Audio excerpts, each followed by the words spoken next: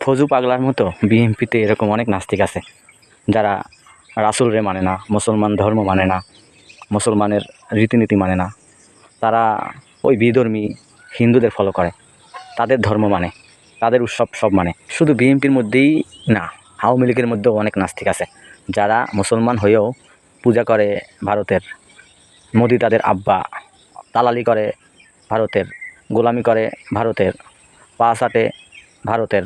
শুধু দরকার তাদের ক্ষমতা। ক্ষমতা টিকাই রাখতে হলে যা যা দরকার, কিসের ধর্ম, কিসের নামাজ রোজা, কিসের জনগণের সেবা, কে মরল, কে বাঁচলো, কে খাইলো, কে না খাইলো, এগুলা দেখার সময় নেই। চুরি করবে, দুর্নীতি করবে, দালালি করবে, ঘুষ খাইবে, তারপরে ইউরোপ, আমেরিকা, কানাডা বাড়ি করবে। এটাই হচ্ছে চোরদের, দুর্নীতিবাজদের, ঘুষখোরদের নিয়ম। এটা ওদের জন্মগত স্বভাব, ওদের রক্তে যেন এটা মিশে গেছে।